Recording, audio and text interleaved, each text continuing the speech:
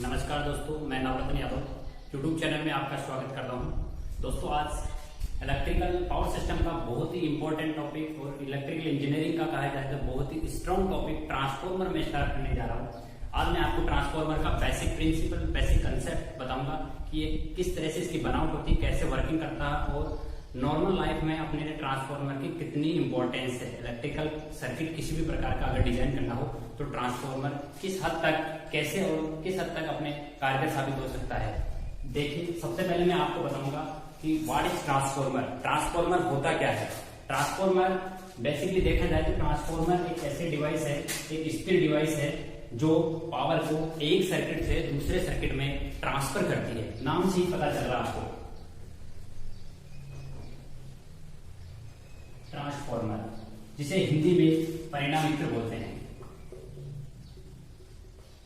आज तक शायद ये नाम बहुत कम लोगों ने सुना होगा। इसे परिणामित्र के नाम से जाना जाता है, क्योंकि गांव, कस्बों, ढाणी जहां पे भी आप देखोगे इसे ट्रांसफॉर्मर के नाम से जाना जाता है। कोई भी ऐसा व्यक्ति नहीं होगा जो शायद जिसने ट्रांसफॉर्मर नहीं देखा या ट्रांसफॉर्मर के बारे में नहीं सुना होगा।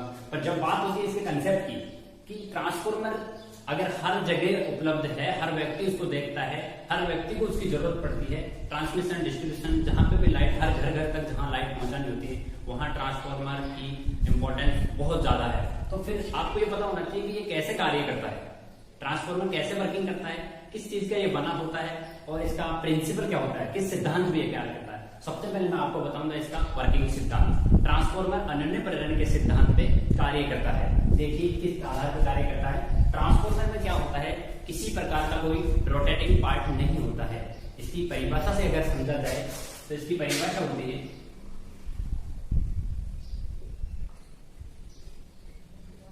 ट्रांसफॉर्मर एक स्थिर डिवाइस होती है जो पावर को एक सर्किट से दूसरे सर्किट में ट्रांसफर करती है विदाउट फ्रीक्वेंसी चेंज, यानी आवर्ती में कोई परिवर्तन नहीं होता है। जो प्राइमरी साइड में आपके पास आवर्ती होती है वही आपका सेकेंडरी साइड में आपको आवर्ती मिलेगा। यानी जो आपका 50 हर्ट्ज इंडियन स्टैंडर्ड के अकॉर्डिंग जो अपनी आवर्ती होती है वो होती है 50 हर्ट्ज। 50 हर्ट्ज प्राइमरी साइड है तो सेकेंडरी साइड में भी आपको 50 हर्ट्ज मिलेगा। इसमें मोटर जनरेटर की तरह किसी प्रकार का कोई रोटेटिंग पार्ट नहीं होता है। एक स्थिर युक्ति है, एक जगह अपने स्थिर रहती है और पावर को एक सर्किट से दूसरे सर्किट में केवल ट्रांसफर करती है वोल्टेज को अप डाउन करने के माध्यम से। अर्थात वोल्टेज को कम और ज्यादा करने के लिए इस युक्ति का उपयोग किया जाता है। जहां पे भी इलेक्ट्रिकल सर्किट डिजाइन हो वहां पे ट्रांसफॉर्मर की उपलब्धता अनिवार्य है। बिना ट्रांसफॉर्मर के अपन किसी प्रकार के ट्रांसमिशन और डिस्ट्रीब्यूशन के कार्य नहीं कर सकते। देखा जाए ट्रांसफॉर्मर का कंसेप्ट कि ट्रांसफॉर्मर में जो अपने होता है ट्रांसफॉर्मर, इसमें स्टील जो होती है, शीट स्टील, उसमें सिलिकॉन मिक्स होता है। शीट स्टील जो होता है उसकी पतली पतली प्लेट्स होती है। उन पतली पतली प्लेट्स को आपस में जोड़कर ट्रांसफॉर्मर की एक कोर डिजाइन की जाती है। इस कोर में क्या होता है कि ये इस टाइप का एक कोर होता है।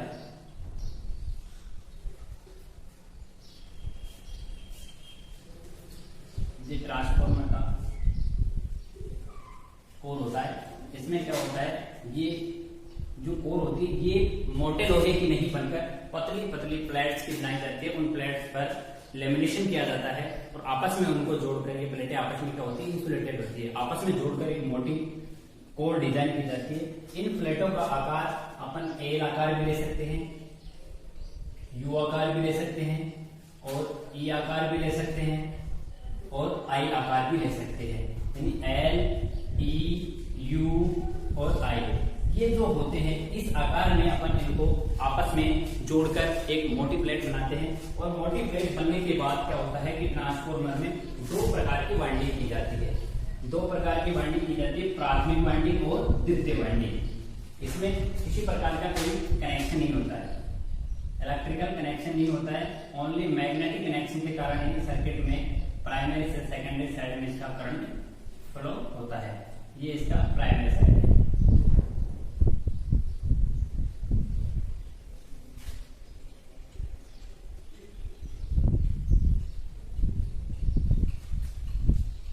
इसमें फ्लक्स रोटेट होता है, इसका कोर है, इस माध्यम से इसमें फ्लक्स होता है। जब मैं इसको सप्लाई वोल्टेज से जोड़ता हूं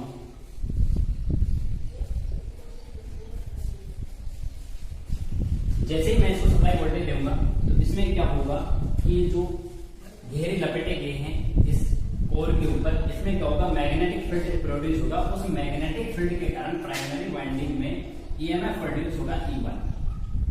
इस E1 ईएमएफ के कारण इसमें सेकेंडरी साइड में फ्लक्स रोटेट होगा, ये रोटेटिंग फ्लक्स है फाई। ये फ्लक्स रोटेट होकर सेकेंडरी साइड में भी यहाँ पे क्या होगी, करंट फ्लो होगी और यहाँ पे E2 ईएमएफ प्रोड्यूस होगा और यहाँ पे अपन इसमें लोड संयोजित करते हैं। लोड जैसे अपने घरों में ट्रांसफार्मर लगा होता है, वहां पे क्या होता है कि जैसे 33 kV वोल्टेज आता है, नॉर्मली सुनता है वहां पे, यानी अपने जो ग्रेड सब स्टेशन होता है वहां पे 33 kV होता है। फिर वहां से क्या होता है कि 11 kV में अपने घर पे आ जाता है और जो घर पे ट्रांसफार्मर लगा है वहां से डाउन होकर क्या हो जाता है, वह आपके पास 440 वोल्टेज में कन्वर्ट हो जाता है। तो ये 33 kV था, फिर 11 kV हो गया और फिर 440 kV हो गया। तो इस वोल्टेज को डाउन करने के लिए इस ट्रांसफार्मर की जरूरत पड़ी है। ट्रांसफार्मर क्या करता है, प्राइमरी साइड को जैसे ही मैंने मान लो 11,000 वोल्टेज अपने घरों के जो ट्रांसफार्मर होते हैं उनसे मैंने कनेक्ट किया, इसके बाद क्या होता है 11,000 की मैंने जैसे इसको सप्लाई दी, इसमें कोई कनेक्शन नहीं होता है सेकेंडरी साइड, बिना कोई कनेक्शन, बिना कोई इलेक्ट्रिकल वायरिंग कनेक्शन, कोई कनेक्शन नहीं है बीच में। यहाँ से जैसे मैंने सप्लाई दी, यहाँ पे क्या होगा, ईएमएफ E1 बनेगा, ईएमएफ इलेक्ट्रोमोटिव फोर्स, जो विद्युत वाहक बल है, इलेक्ट्रोमोटिव फोर्स है, वो बनेगा। उसके कारण क्या होगा, ये फ्लक्स प्राइमरी साइड से सेकेंडरी साइड में पूरी कोर में रोटेट होगा। रोटेट होने के बाद क्या होगा, सेकेंडरी साइड में यहाँ पे अपने को E2 प्रोड्यूस होगा और अपने को यहाँ पे लोड में करंट फ्लो हो जाएगी। यानी कोई कनेक्शन नहीं था, इलेक्ट्रिकल वायरिंग कनेक्शन नहीं था, केवल और केवल म्यूचुअल इंडक्टेंस के कारण यहाँ से प्राइमरी साइड से अपने को सेकेंडरी साइड में करंट प्राप्त होती है और अपन जो भी लोड अपन घर पे जैसे मोटर चला रहे हैं और किसी प्रकार के इंस्ट्रूमेंट है, अपने पंखे चल रहे हैं, कूलर चल रहे हैं, फ्रिज चल रहे हैं, वो सारे अपन इसी माध्यम से यहाँ पे संयोजित करते हैं। तो जहां पे अपने को 33 kV वोल्टेज मिला था उसको 11 kV में और 11 से 440 में अगर किसी ने बदला है तो वह है ट्रांसफार्मर। ट्रांसफार्मर के अलावा इस प्रकार की कोई डिवाइस नहीं है जिससे कि वोल्टेज को इस तरह से डाउन कर सके, और डाउन कर सकता है ट्रांसफार्मर और ट्रांसफार्मर इसको अप भी कर सकता है, यानी इसको बढ़ा भी सकता है। उसका एग्जाम्पल मैं आपको बताता हूँ।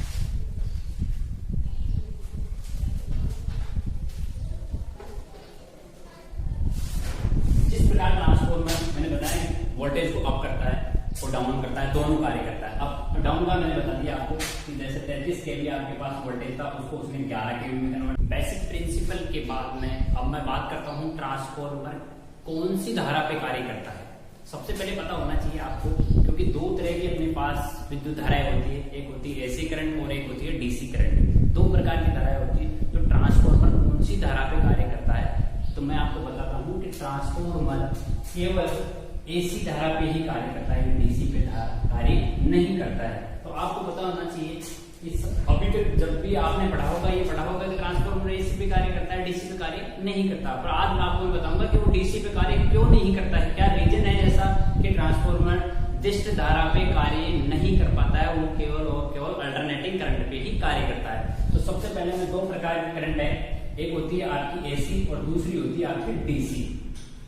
इसमें केवल ट्रांसफार्मर इसी पे कार्य करता है, इस पे कार्य नहीं कर पाता। इसके पीछे सबसे अच्छा लॉजिक यही है कि जो अल्टरनेटिव करंट होती है वो होती है आपकी इस तरह से, समय के सापेक्ष उसके मान में परिवर्तन होता रहता है। कभी वो जीरो होती है, कभी माइनस में चली जाती है, तो कभी पॉजिटिव रहती है। बट डीसी करंट जो होती है आपकी वो एक स्थिर होती है, नियत होती है। इसका मान नियत होता है, समय के सापेक्ष इसके मान में किसी प्रकार का परिवर्तन नहीं होता है। तो मैंने आपको बेसिक कंसेप्ट में बताया था आपको कि क्या होता है, इसके अंदर फ्लक्स बनता है फैराडे के नियम अनुसार। अपन देखते हैं कि फैराडे के नियम अनुसार जो ईएमएफ होता है आपका minus N d phi by d t. यहाँ पे फाई आपका है वो है आपका फ्लक्स और ये डी बाई डी टी है, ये कर रही है समय की दर। यहाँ पे एन है वो आपके number of turns, number of turns का मतलब घेरों की संख्या। जो आपकी कोर है उसके कोर पे आपका जो कुंडलन किया गया है, जो कुंडलन आपका किया गया है, जो भी साइड हो आपकी प्राइमरी साइड हो या सेकेंडरी साइड हो, दोनों तरफ आपका ईएमएफ बनता है और दोनों तरफ जो कुंडलन किया जाता है उसमें क्या होता है कि मैग्नेटिक फील्ड प्रोड्यूस होता है। मैग्नेटिक फील्ड बनने के कारण इस वायर के अंदर जैसे करंट फ्लो होगी मैग्नेट फील्ड बनेगा। मैग्नेट फील्ड बनने के कारण इसमें एक रोटेटिंग फ्लक्स यानी घूमने वाला फ्लक्स जो पूरी कोर में घूमेगा, मैंने आपको बताया था इस तरह से, ये आपका पूरा कोर था, तो इस कोर में जो ये फ्लक्स रोटेट हो रहा है, ये रोटेटिंग फ्लक्स इस फैराडे के नियम अनुसार बनता है। तो इस नियम अनुसार अगर देखा जाए तो फ्लक्स बराबर minus N d phi by d t, अर्थात फ्लक्स में परिवर्तन की दर है वो ईएमएफ के समानुपाती है। अर्थात अगर फ्लक्स में परिवर्तन होगा तो फ्लक्स बने ईएमएफ बनेगा, अगर फ्लक्स में परिवर्तन ही नहीं हो रहा है तो आपका ईएमएफ नहीं बनेगा। अब आते हैं वापस अपन दोनों प्रकार की करंट पे, कि कैसे ये डीसी पे कार्य नहीं करता है, केवल एसी पे ही कार्य करता है। तो इन दोनों की वेवफॉर्म्स आप देख लीजिए, ये आपकी एसी करंट है, ये आपकी डीसी करंट है। यहाँ पे क्या हो रहा है कि इसका मान क्या हो रहा है, समय के साथ बदल रहा है, कुछ समय पॉजिटिव जा रहा है, कुछ नेगेटिव आ रहा है, कभी जीरो भी हो रहा है। तो आपका जो ईएमएफ है, मेन क्या है ट्रांसफार्मर में, ईएमएफ विद्युत वाहक बल जो है इलेक्ट्रोमोटिव फोर्स है, वो होता है minus N d phi by d t. यानी समय के आधार पे अगर फ्लक्स में परिवर्तन होगा तो ही आपका ईएमएफ बनेगा, और ईएमएफ नहीं बनेगा तो करंट होगी वो आपकी प्राइमरी साइड से सेकेंडरी साइड में नहीं पहुंच पाएगी। ये आपकी कोर थी, ये बेसिक डिजाइन बनाया था मैंने इस तरह से, प्राइमरी साइड ये फ्लक्स है, प्राइमरी साइड से उठ के सेकेंडरी साइड में पहुंचता है, ये आपकी प्राइमरी साइड, ये सेकेंडरी साइड। तो अगर इसमें फ्लक्स में परिवर्तन होगा तो ही ये फ्लक्स क्या होगा आपका इधर से प्राइमरी साइड से सेकेंडरी साइड में पहुंचेगा। तो इसमें से क्या होता है कि करंट में परिवर्तन हो रहा है, अगर करंट में परिवर्तन होगा तो फ्लक्स में भी परिवर्तन होगा। तो ये तो सिद्ध हो सकता है कि इसमें तो क्या हो रहा है, एसी के अंदर फ्लक्स में परिवर्तन हो रहा है और आपका ईएमएफ बन रहा है, तो प्राइमरी साइड की करंट सेकेंडरी साइड में पहुंच जाएगी। और यही होता है अपने कि जो अपने सप्लाई आ रही है उसमें ट्रांसफार्मर प्राइमरी साइड से संयोजित करते हैं 11,000 वोल्टेज को, और 440 वोल्टेज आपको सेकेंडरी साइड में मिलते हैं बिना कोई कनेक्शन, कोई इलेक्ट्रिकल कनेक्शन नहीं। बट डीसी में क्या होता है कि इसमें फ्लक्स में कोई, इसके करंट में कोई परिवर्तन नहीं समय के साथ। अगर करंट में समय के साथ परिवर्तन नहीं होगा तो आपका फ्लक्स जीरो हो जाएगा। यदि आपका फ्लक्स जीरो होगा तो क्या होगा, ईएमएफ भी जीरो। अगर ईएमएफ जीरो है तो प्राइमरी साइड से सेकेंडरी साइड में आपका जो करंट होगा वो फ्लो ही नहीं होगा, क्योंकि आपका फ्लक्स जीरो हो गया। और फ्लक्स जीरो होने के कारण ये करंट यहाँ से केवल इसी वाइंडिंग में, प्राइमरी साइड की जो वाइंडिंग है उसी में घूमता रहेगा। कब, जब मैं डीसी से इसको जोड़ता हूं तो ये करंट आपका इसी में घूमता रहेगा।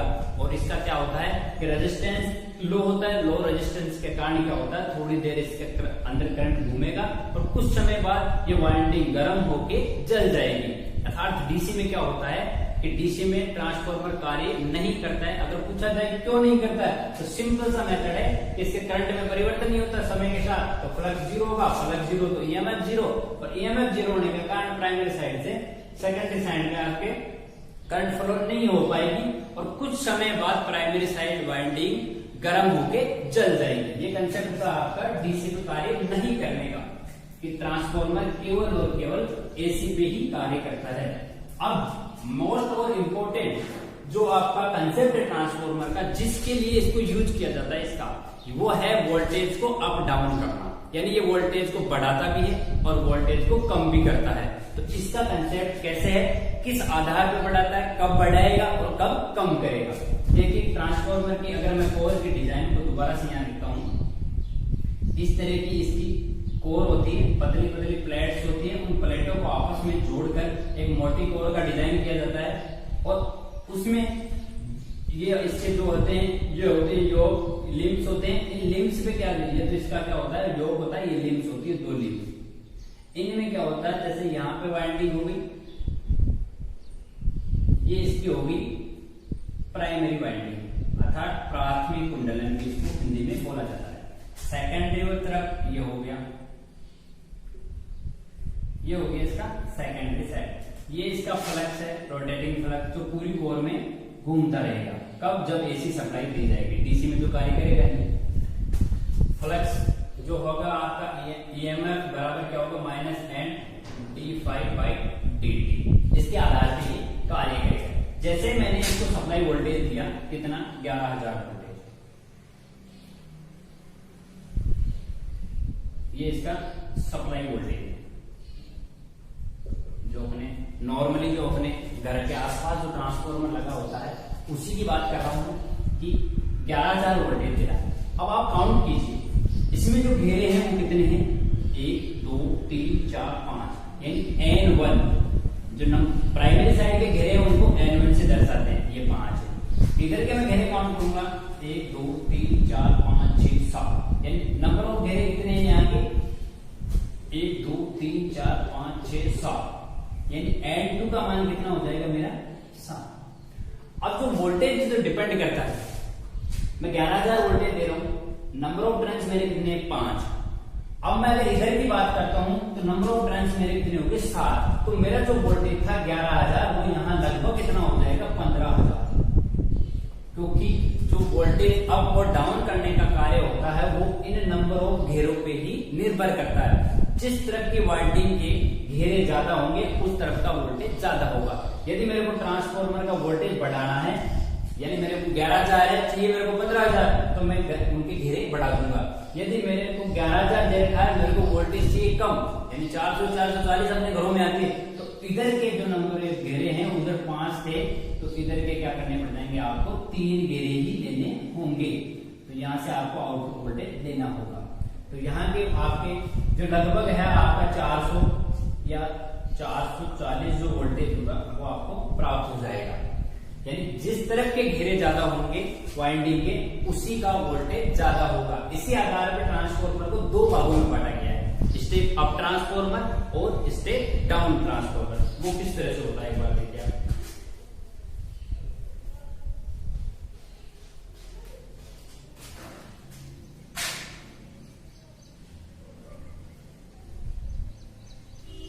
सबसे इंपॉर्टेंट है आपको कोर का डायग्राम अच्छे से रट लेना है। ये इसकी प्राइमरी साइड है, 1 2 3 4, यानी नंबर ऑफ N1 कितना हो गया, N1 बराबर 4। ये यहाँ पे सप्लाई, जो भी आपका जितना वोल्टेज N1 4 है। यदि आपको 2 टाइप का ट्रांसफार्मर होता है, स्टेप अप और दूसरा होता है स्टेप डाउन। यदि आपको स्टेप अप करना अर्थात सेकेंडरी का वाइंडिंग, आपको जो सेकेंडरी वोल्टेज है वो बढ़ाना है, और स्टेप डाउन का मतलब यानी जो मेरे पास उपलब्ध है उसको कम करना है। स्टेप अप का मतलब जो उपलब्ध है उससे ज्यादा चाहिए, और स्टेप डाउन का मतलब जो उपलब्ध है मेरे पास उसी में से मेरे को कम करना है। यानी मेरे पास उपलब्ध है मान लो 11,000 वोल्टेज, माना मेरे पास 11,000 वोल्टेज मैंने सप्लाई दी N1 बराबर 4। अब मेरे को यदि स्टेप अप करना है तो मेरे को N1 बराबर 4 है, तो घेरे 4 से ज्यादा होंगे तो ही तो ज्यादा होगा। तो यहाँ के घेरे मेरे को क्या है, ज्यादा करने। मेरे पास घेरे हो गए 1 2 3 4 5 6 7, यानी मेरे पास घेरे कितने हो गए N2 बराबर, उधर का N1 है तो इसका N2 7, तो ऑटोमेटिक मेरे 11,000 से ऊपर हो जाएगा वोल्टेज। तो ये हो गया आपका स्टेप अप ट्रांसफार्मर। अब मैं आता हूँ स्टेप डाउन, यानी जो मेरे पास वोल्टेज उपलब्ध है उसको मेरे को डाउन करना है। तो ट्रांसफार्मर के माध्यम से मैं क्या करूंगा, अगर इधर N1 के या मेरे N1 4 है तो इधर के जो नंबर ऑफ घेरे हैं वो आपके 4 से कम होने चाहिए। यानी मान लो मेरे पास 3 घेरे, 1 2 और 3, इधर के कितने हैं 1 2 3 और 4, तो N2 का मान कितना हो जाएगा मेरा, N2 बराबर मेरा हो जाएगा 3। तो मेरा वोल्टेज है वो 11,000 से मुझे कम प्राप्त हो जाएगा। यह आपका हो गया आउटपुट वोल्टेज। यहाँ आपका वोल्टेज है वो डाउन हो जाएगा। यानी वोल्टेज को कम और ज्यादा करने के आधार पर ट्रांसफार्मर स्टेप अप और स्टेप डाउन होता है। इसका जो बेसिक कंसेप्ट है वो डिपेंड करता है आपका नंबर ऑफ घेरों पे। जिस तरफ की वाइंडिंग के घेरे ज्यादा होंगे उसी तरफ का वोल्टेज ज्यादा होगा। तो यदि आपको स्टेप अप करना है तो सेकेंडरी के घेरे बढ़ा दो, स्टेप डाउन करना आपको तो सेकेंडरी के घेरे आप कम भी कर सकते हो। इस आधार पे आपको देखा जाए तो पहला जो इसका सिचुएशन होगी, यदि स्टेप अप है, स्टेप अप, तो उस टाइप में क्या होगा, N2 greater than N1 step up, ये कंडीशन हो जाएगी। यदि आपका स्टेप डाउन है,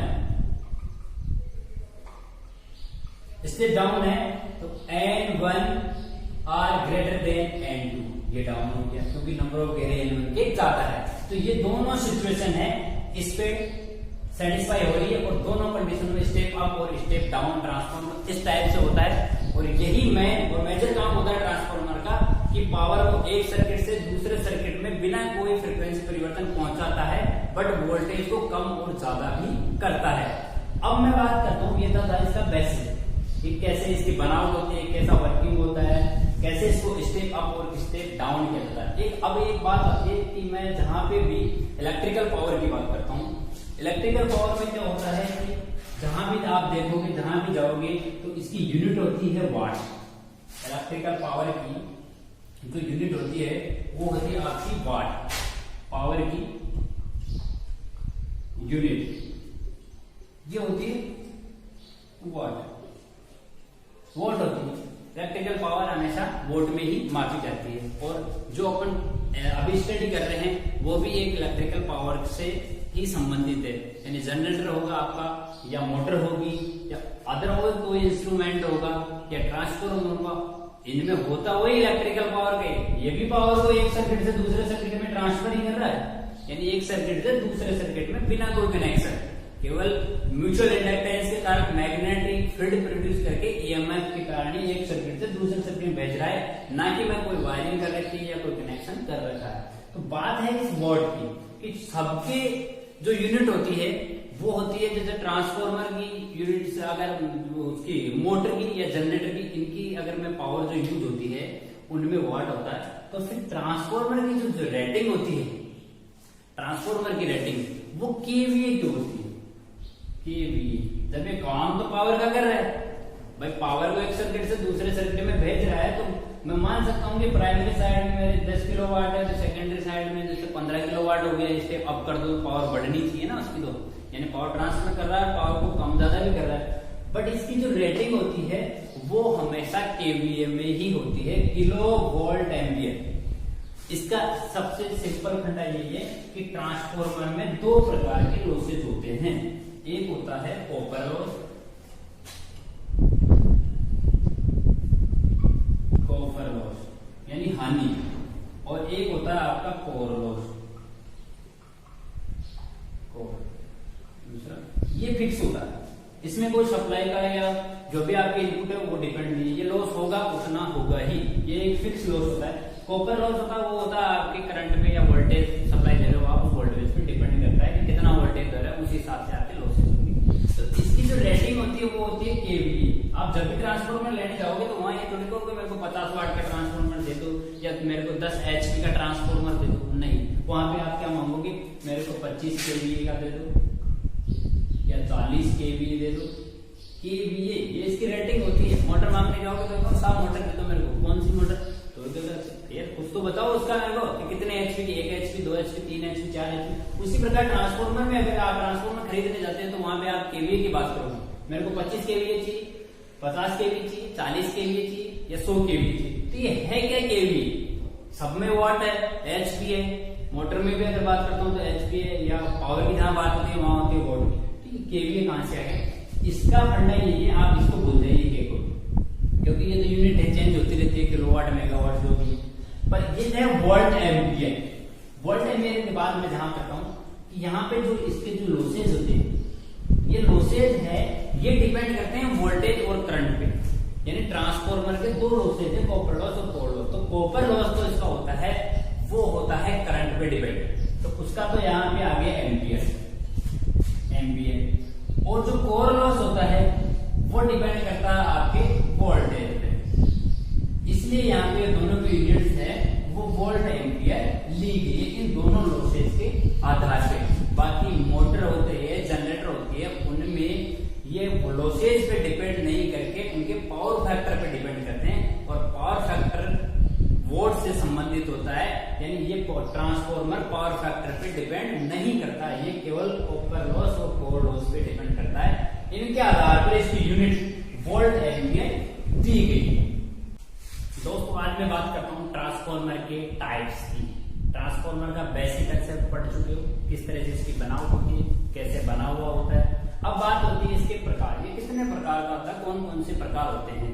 सबसे पहले देखिए ये फेज के आधार पर, फेज के आधार पर ट्रांसफॉर्मर दो प्रकार का होता है, एक होता है सिंगल फेज और एक होता है 3 फेज। फिर दूसरा होता है सेल बनावट के आधार से, यानी आपका जो होता है बनाउट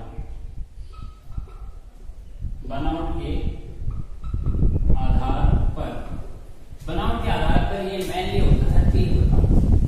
पहला होता है कोर टाइप, दूसरा होता है सेल टाइप, और थर्ड होता है इसका बेल टाइप।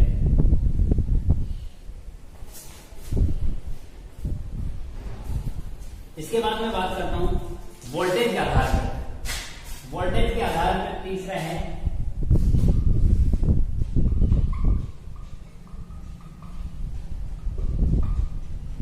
वोल्टेज के आधार पर भी ये 2 प्रकार का होता है। उसे अपन लेते हैं, पहला है स्टेप अप और दूसरा है स्टेप डाउन। अब इसके बाद चौथा टाइप आता है इसका इंस्ट्रूमेंट के आधार पर।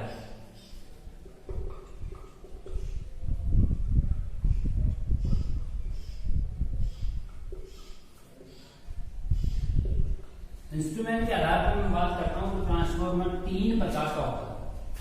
पहला होता है इसका ऑटो ट्रांसफॉर्मर,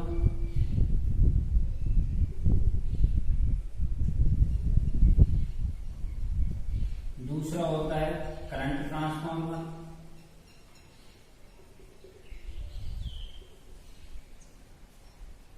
और तीसरा होता है पोटेंशियल ट्रांसफॉर्मर।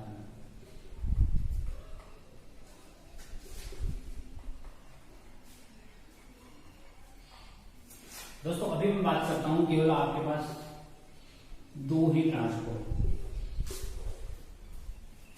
पहला है फेज के आधार पर सिंगल फेज और 3 फेज। इसमें आपको ज्यादा कोई पढ़ने की जरूरत नहीं है, क्योंकि इसको आप फेज के आधार पर पहचान सकते हो। आप चेक कर सकते हो कि इसमें जो आपकी इनपुट सप्लाई है वो आपकी सिंगल फेज है या 3 फेज।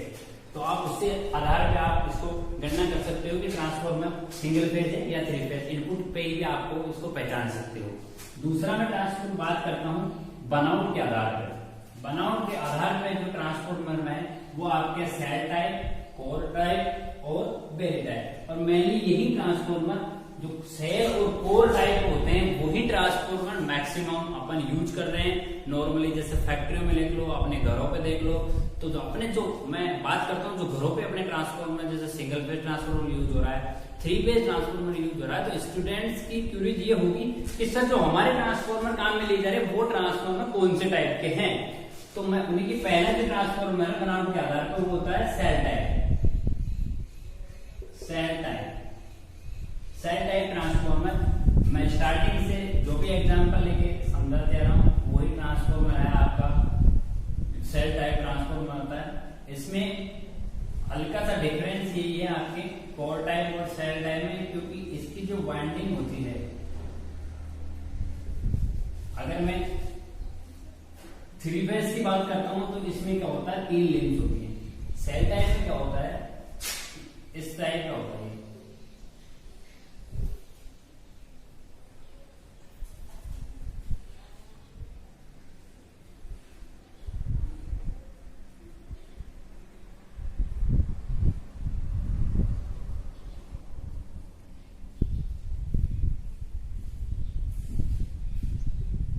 दोस्तों ध्यान से दो, ये सेल टाइप।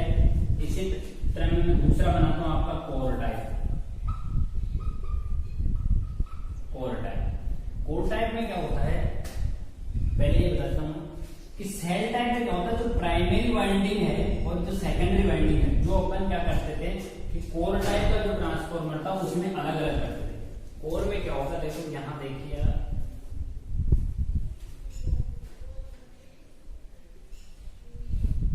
ये आपका कोर टाइप ट्रांसफॉर्मर। इसमें प्राइमरी साइड और सेकेंडरी साइड आपको अलग अलग मिल जाएंगे। ये आपका हो गया core type.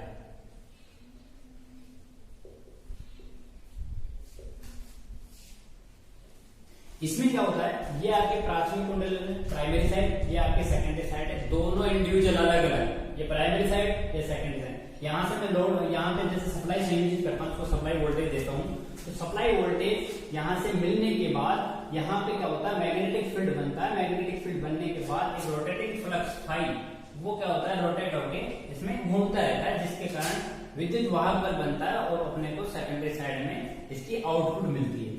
But cell type में क्या होता है कि जो प्राइमरी साइड और सेकेंडरी साइड होती है वो एक ही लिंब पे होती है। ये क्या है, इसका लिंब, ये इसकी लिंब, ये इसकी लिंब, ये इसका जो ऊपर वाला पार्ट होता है वो इसका होता है योग। एक ही लिंब पे प्राइमरी और सेकेंडरी साइड होती है। बात करता हूं मैं 3 फेज की, ये तो सिंगल फेज हो गया।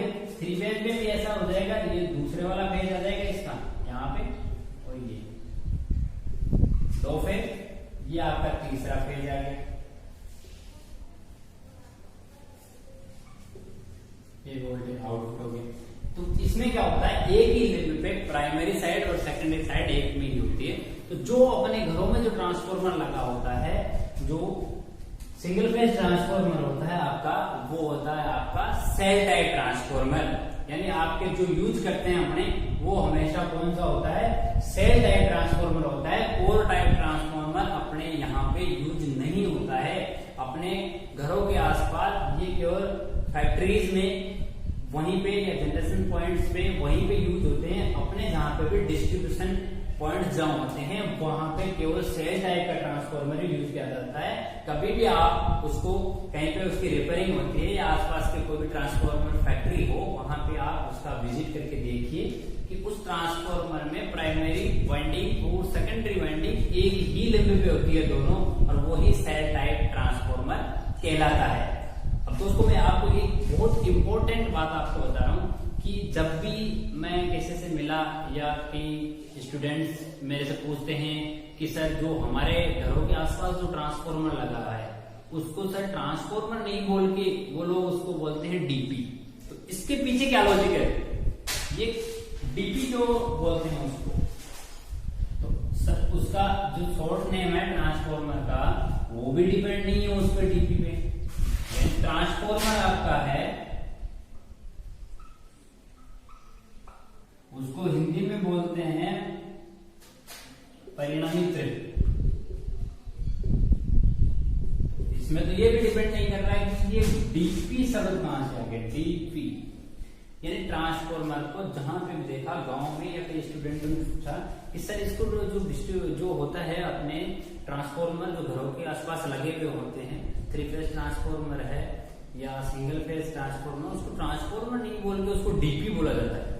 तो देखिए दोस्तों, इसमें डीपी बोलने के पीछे कोई ट्रांसफार्मर का शॉर्ट नेम नहीं है या इसका कोई अलग लॉजिक नहीं है।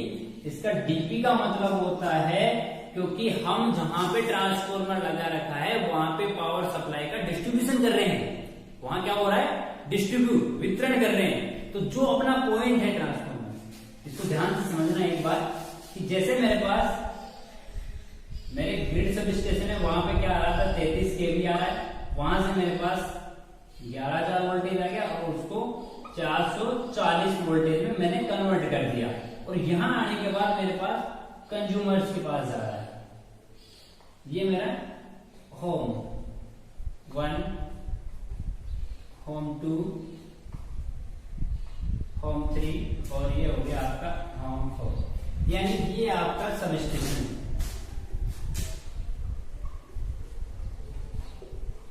सब स्टेशन ये आपका क्या हो गया, ये इसमें इनपुट आ रही है यहां से, ये यहां से जितनी आ रही, ये इसको स्टेप डाउन ट्रांसफार्मर यूज किया गया। तो स्टेप फिर यहां पे क्या कर रहा है, यहां पे भी अपने स्टेप डाउन ही कर रहे हैं।